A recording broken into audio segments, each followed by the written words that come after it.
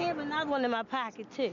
Baltimore City resident Monique Crawford has plenty of cell phones. I have about like 6 in my purse now. And a few more at home. Each and every one of these phones work. At home, I know I have about 30, and all of them are on. But how did she manage to amass such a cellular jackpot? How long did it take you to get all these phones? 5-10 minutes to get this one just now, and I walked out with this one just now. Well, partly thanks to you. That's because anyone who pays a cell phone bill also subsidizes the phones filling up Monique's purse, courtesy of a charge buried in your monthly bill called a universal access fee. And if you're wondering where this money comes from, take out your cell phone bill and look at that line that says Universal Service Fund. Money that funds a program called Lifeline, originally intended to ensure everyone has access to a landline phone and 911 emergency service. It's clearly not what the law was originally intended, but has since evolved into something entirely different, say people who have used it.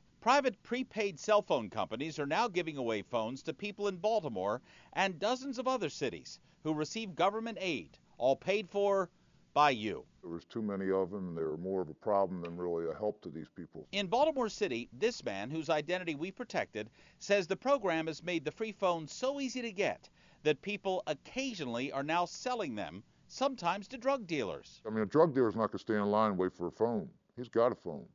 But after somebody goes in line and gets it, he'll pick up an extra phone. Indeed, the numbers show just how everywhere they are. In Maryland, the number of Lifeline beneficiaries has ballooned from 6,000 subscribers in 2008 to 231,000 in 2011, a jump that has upped the costs from less than $1 million a year to $24 million last year. Well, a few years ago, someone had the idea that, hey, we ought to convert it or also allow, in addition to landlines, we ought to allow cell phones.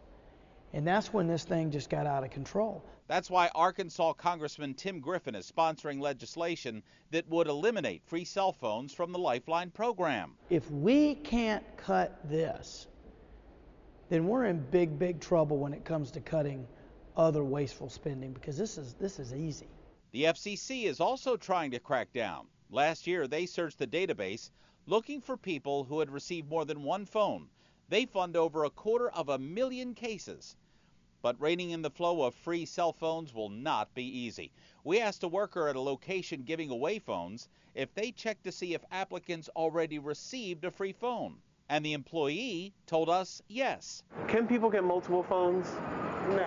But according to Crawford, controls are incredibly lax. I could go to the same van tomorrow and get another phone. It's a disconnect that both people in Baltimore, not everybody ain't going to do the right thing, and members of our U.S. Congress, where does it end? Want to change.